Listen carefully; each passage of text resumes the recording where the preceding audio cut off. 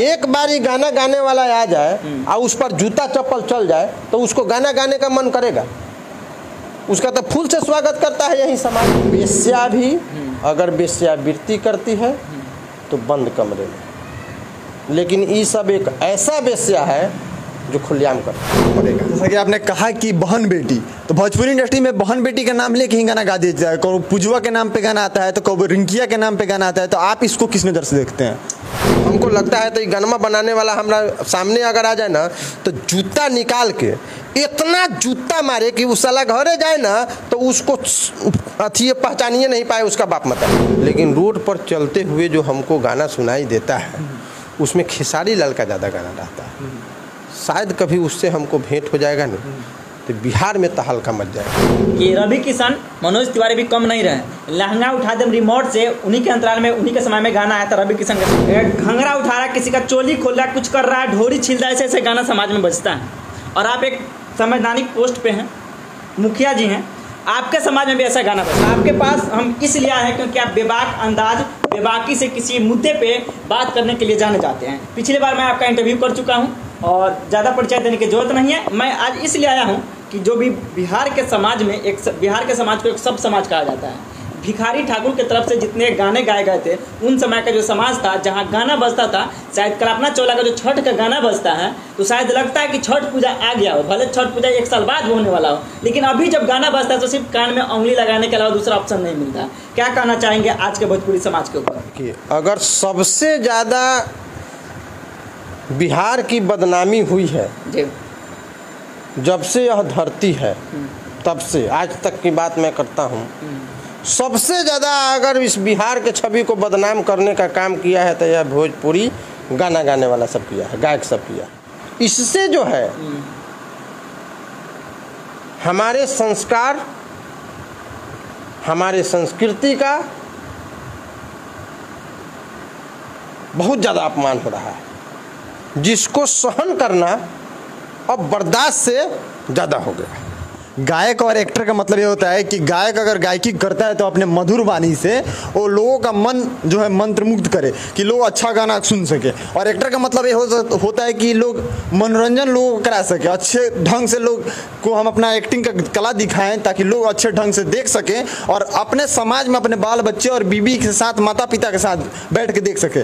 लेकिन जो भोजपुरी इंडस्ट्रीज का गाना बनता है या जो फिल्म बनता है वो आप सुनने लायक नहीं रहता है, और अगर सुनना भी है तो हेडफोन लगाकर सुनिए, वो भी हेडफोन लगाकर सुनिएगा तो कान पक जाएगा आपका। और फिल्म तो दूर की बात, फिल्म देखने तक गाना बनाने वाला अगर हिंदू है या मुसलमान है, अगर मुसलमान है तो कुरान पर हाथ रखे, और हिंदू है तो ये रामायण पर हाथ रखे, महाभारत पर हाथ रख करके वो कसम खा करके बोले कि जो वो अश्लील गाना गायक सब बनाता है, क्या ये अपने माँ के साथ बैठ करके, बहन के साथ, बेटी के साथ बैठ करके सुनता है क्या? जब ये नहीं सुन सकता तो उसको महसूस करना चाहिए कि हर बच्ची मेरी बेटी के समान है, हर बहन के समान है, हर औरत हमारे माता के समान है। यह गाना समाज में जाएगा तो इसका पड़ेगा। जैसा कि आपने कहा कि बहन बेटी, तो भोजपुरी इंडस्ट्री में बहन बेटी के नाम लेके ही गाना गा दिया जाए। कभी पुजवा के नाम पे गाना आता है तो कभी रिंकिया के नाम पे गाना आता है, तो आप इसको किस नज़र से देखते हैं? हम कथी कहे, क्रोध में कुछ बोला जाएगा। हमको लगता है तो ये गनमा बनाने वाला हमारा सामने अगर आ जाए ना तो जूता निकाल के इतना जूता मारे कि उस साला घरे जाए ना तो उसको अथी पहचानिए नहीं पाए उसका बाप मतारी। उसके बाप मतारी को भी शर्म लगता होगा कि हमारा बेटा है, कितना घिनौना है। इससे ज़्यादा क्या कहें हम आपको। देखिए, एक समय था जब कल्पना चावला, भिखारी ठाकुर जी का गाना बजता था तो वहाँ का इन्वायरमेंट उसी वे में झूल जाता था और झूमने के लिए तैयार भी हो जाता था। अगर बीमार व्यक्ति भी बेड पे सोया हो तो उनको बहुत मधुर वाणी, बहुत आनंदित आता था। लेकिन इस समय का गाना आ रहा है, नए नए सिंगर आ रहा है, घंघरा उठा रहा है, किसी का चोली खोल रहा है, कुछ कर रहा है, ढोरी छिल रहा है, ऐसे ऐसे गाना समाज में बजता है। और आप एक संवैधानिक पोस्ट पे हैं, मुखिया जी हैं, आपके समाज में भी ऐसा गाना बजता है, हर समाज में बजता है। तो अगर आप मुखिया संघ के संयोजक हैं ढाका प्रखंड के, अगर आपको इसके विरोध में कदम उठाना पड़े तो कौन सा कदम उठाएं कि आपके समाज में, क्योंकि हर धर्म में हर कहीं ना कहीं डीजे बजता है, सरस्वती पूजा हो तब, विश्वकर्मा पूजा हो तब, दुर्गा पूजा हो तब वहाँ पे भक्ति गाना बजता है, विसर्जन के दिन अश्लील गाना बजता है। बिना अश्लील गाना के शायद बिहार में रिकॉर्ड है, मेरा दावे के साथ कैमरा के सामने बोल रहा हूँ कि कहीं बिना अश्लील गाना के विसर्जन नहीं होता, और किसी भी धर्म का रीति रिवाज नहीं होता कि अश्लील गाना बजा कर आप विसर्जन करें। तो इस पर क्या कहना चाहेंगे आप? लेकिन सभी समाज में कुछ उदंड व्यक्ति है, हर जगह है, और उसका बाप मतारी जो है उस पर ध्यान नहीं देता है।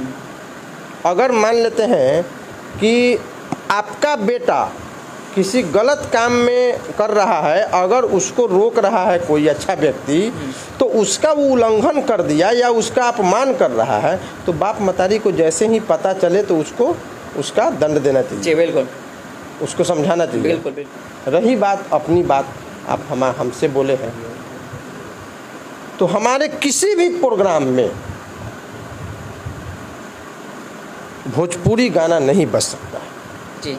जय अब प्रथम बेटी का मैंने शादी किया, हमने अपने समधी को भी फोन करके स्पष्ट रूप से कह दिए कि भोजपुरी गाना और ऑर्केस्ट्रा मत, हम दोनों के विरोधी हैं। ऑर्केस्ट्रा तो किसी सूरत में भी नहीं ले आइएगा, और भोजपुरी गाना अगर बजे तो अच्छा गाना। हाँ, साक्ष्य भी हो सकता है कि हमारे बिहार में ऐसे ऐसे कलाकार हैं, सिंगर है, गायक है, जो ऐसे ऐसे गाना गाए हैं ना, शायद एक बीमार व्यक्ति भी सुन के उनको सुकून मिलता है। हम पहले ही कहा, उस गाने के जरिए भी विसर्जन हो सकता है, शादी भी हो सकती है। एक बात और मैं आपको और बताता हूँ, जितने लोगों से आप पूछिएगा कि ये जो भोजपुरी गाना जो बजता है, अश्लील गाना जो चलता है, वो अच्छा है, लगता है अच्छा, तो कहेगा नहीं। लेकिन उसके बेटी बेटा के शादी में वो खुद बजवाता है। बिल्कुल बिल्कुल। सबसे ज़्यादा सुधार करने की ज़रूरत यहाँ पर है।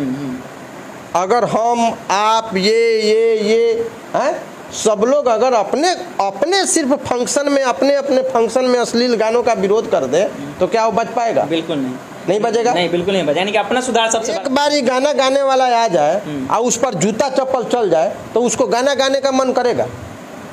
उसका तो फूल से स्वागत करता है यही समाज।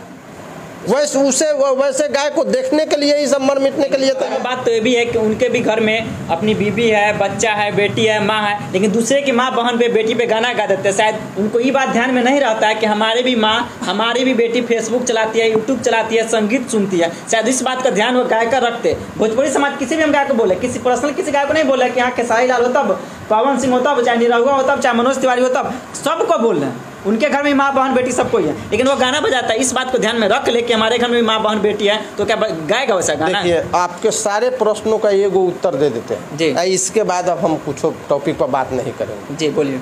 वेश्या भी अगर वेश्यावृत्ति करती है तो बंद कमरे में, लेकिन ये सब एक ऐसा वेश्या है जो खुलेआम करता है वेश्या के लिए, पैसा के लिए। पैसा के लिए अपने बीवी बच्चा की इज्जत बेच देगा?